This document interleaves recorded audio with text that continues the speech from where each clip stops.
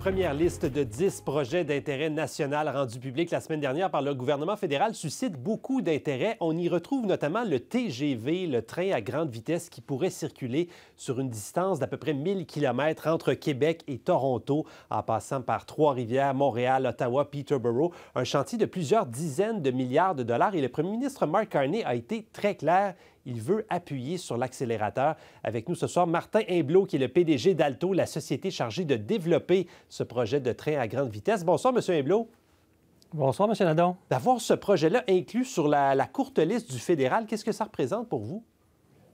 Bien, c'est un ventre d'eau et ce que ça permet de faire surtout, c'est de donner de la crédibilité au projet. Parce qu'il y a beaucoup de chantiers au Canada présentement et ça va permettre d'entreprendre des conversations avec l'industrie de la construction et les joueurs du privé avec un échéancier qui leur permet de s'intéresser au projet sans toutefois escamoter quoi que ce soit. Il n'est pas question de couper les coins ronds sur les consultations, mais ça crédibilise beaucoup le processus qu'on vient d'entreprendre avec notre partenaire privé. Mais là, on veut aller très vite. Je le disais, début des travaux dans 4 ans au lieu de 8 comme c'était prévu. Est-ce que c'est réaliste de votre côté? Agressif, mais réaliste, parce que la beauté de l'annonce de la semaine dernière, c'est pas qu'on veut couper les coins sur le processus de consultation, par exemple, avec les Premières Nations, qui est très, très, très important, qui est déjà commencé puis qui va se continuer. Même chose avec les parties prenantes, mais c'est qu'une fois qu'on aura fait notre boulot en matière de consultation et d'études environnementales, le fédéral nous dit, bien, nous, on s'engage à vous octroyer vos permis à l'intérieur de 2 ans. Fait que faites votre travail sur le terrain, mais l'appareil administratif, elle, plutôt que de prendre 4, 5, et des fois, c'est 6 puis 7 ans, on va prendre 2 ans. Donc, c'est très encourageant pour la réalisation du projet. Donc, c'est pas sur, justement, les consultations, les études environnementales qu'on va plus vite, là, parce qu'il y a toujours cette crainte-là, quand on veut accélérer des projets, c'est qu'on coupe un peu les coins ronds. Il faut pas, parce que c'est un service public, c'est 1000 km, on est dans les communautés, on est là pour les 100 prochaines années. On a commencé le travail il y a 2 ans de façon beaucoup plus certaine et présente depuis le printemps passé. Il y a une grande phase de consultation qui va s'enclencher cet automne puis au printemps prochain. Mais par contre, moi, j'ai commencé ma carrière il y a 25 ans. Un processus environnemental prenait 2 ans. Aujourd'hui, des fois, c'est 5 puis 6 ans. Ce que ça fait, c'est que les projets finissent par mourir au feuilleton parce que les gens perdent confiance. Là, on nous dit, fais ton travail et quand tu auras fait ton travail, nous, on va livrer les permis à l'intérieur de 2 ans. Et si on fait ça correctement, on peut commencer la construction en 29 et 30 et une phase de construction pour une portion du trajet va prendre 7-8 ans. Parce que c'est colossal comme infrastructure à mettre en place. Oui, justement, vous allez fonctionner comment pour la construction? On comprend que vous n'allez pas faire les 1000 km d'un coup, là, ça va se faire par tronçon? On va faire ça par phase. Je pense aujourd'hui qu'on a 4 phases que l'on envisage. 1000 km, peut-être 250 à 300 km par phase. C'est déjà un chantier colossal. C'est un projet linéaire, voie dédiée, électrifiée, verte. Mais on a besoin d'excaver, mettre du rail, mettre des fils électriques, passer au travers des communautés, faire le travail avec les agriculteurs, avec les communautés. Donc, déjà, le 250 km, c'est costaud. Et on va répéter ça 3 ou 4 fois. Et où on va commencer, c'est pas encore décidé. On va essayer de commencer dans une ville-centre et finir dans une ville-centre. Mais où exactement?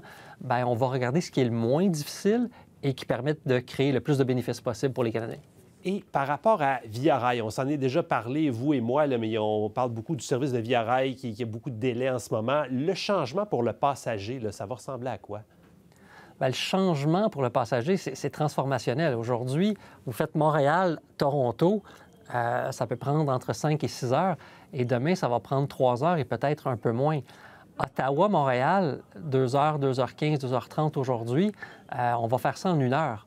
Donc, partir le matin, aller à ses rencontres à Ottawa et revenir à Montréal, éviter de rouler, d'être en retard ou même de louer un deuxième appartement, c'est transformationnel pour une ville comme Ottawa. Même chose pour Peterborough et Toronto. Donc, c'est 1000 km, c'est 18 millions de personnes et on va réduire leur coût de la vie en augmentant leur productivité. Finalement, on va se doter de ce que les Européens ont fait il y a plus de 40 ans et ce qu'on aurait peut-être dû faire il y a plusieurs décennies, c'est de se doter d'un train rapide et fiable et électrique. Oui, bien des gens qui soulignent que le Canada est très, très en retard à ce point de vue-là. Est-ce qu'il y a une opportunité, M. Imblot, pour les fournisseurs canadiens d'un grand projet comme celui-là, dans la période actuelle en plus où on est de tarifs douaniers, de fabriquer peut-être de l'acier chez nous et de l'utiliser chez nous aussi? Je vous donne un exemple qui fait sourire.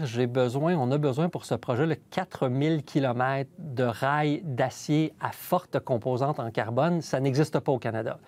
Bien, hier, avant l'annonce du gouvernement Carney, on aurait pu jaser, discuter avec les fonderies, les aciéries et leur dire, bien, on pense qu'on commencerait la construction en 2033, en 2035 et nous dirait, bien, rappelle-moi quand tu seras prêt. Avec l'annonce, ça permet de dire aux aciéries, préparez-vous parce que peut-être que le Canada devrait se doter d'une capacité de nous livrer 4000 km de rails, sinon on va acheter ça à l'international. Donc, on va tenter, nous, de mobiliser les aciéries du Canada. Écoutez, c'est 10 fois l'aller-retour entre Ottawa et la station spatiale. On va essayer de ne pas manquer notre coup et de mobiliser le plus possible les capacités locales. Avez-vous peur, M. Imblot, qu'il y ait des remises en question devant les coûts? Là, vous estimez entre 60 et 90 milliards de dollars. On est dans un contexte où les gouvernements peuvent changer, qu'on se retrouve dans 3-4 ans et qu'on apprenne que ça va coûter trop cher et qu'on mette le projet au rencard? Ma job, moi, c'est de délivrer un projet le plus vite possible au meilleur coût possible. Ce que je sais, par contre, c'est qu'on n'est pas assez riche pour se priver de ça. 60 à 90 milliards de dollars, là, c'est le coût qui reste dans la propriété. C'est le Canada qui va être propriétaire de cette infrastructure-là. Mais à sa mise en service, le projet, en gain de productivité puis en gain économique, bien, il rapporte 25 milliards de dollars par année. Il en coûte 60, il en rapporte 25 par année. L'équation est assez facile. On n'est pas assez riche pour se priver de ce gain-là. Et sinon, c'est plus de voies sur la 401, plus sur la 417, plus sur la 20, plus sur la 40. Ça coûte aussi cher et il n'y a aucun gain de productivité parce que le trafic demeure exactement le même. Donc, la loi de la gravité, c'est fort. On a besoin d'un train rapide. Ça contribue à la richesse collective, c'est certain. Alors, début des travaux en 2029-2030. On monte à bord quand, selon vos calculs, pour la première phase? 2030, on commence la construction. Je pense que 7-8 ans, à vue de nez, 7-8 ans pour une première phase, peut-être 12 à 14 ans pour la totalité des phases. Maintenez pas rigueur, on est en train de travailler sur marcher le terrain, trouver les endroits, trouver les stations. J'aurai un échéancier plus défini un peu plus tard, l'année prochaine ou l'année suivante. C'est pas parce qu'on est capable de commencer la construction en 5 ans qu'il faut qu'on se précipite un peu partout. On va bien faire les choses, on va aller sur le terrain, on va trouver les tracés de moindre impact et on va commencer la construction de façon intelligente au bon endroit, quelque part en 2030. Mais vous allez être capable de prendre ce train-là prochainement dans les années 2030, c'est certain. Oui, peut-être avant ma retraite, qui sait, on verra bien. Hâte de vous en reparler. En tout cas, M. Imblot, merci beaucoup d'avoir été là. Merci de votre attention, c'est apprécié.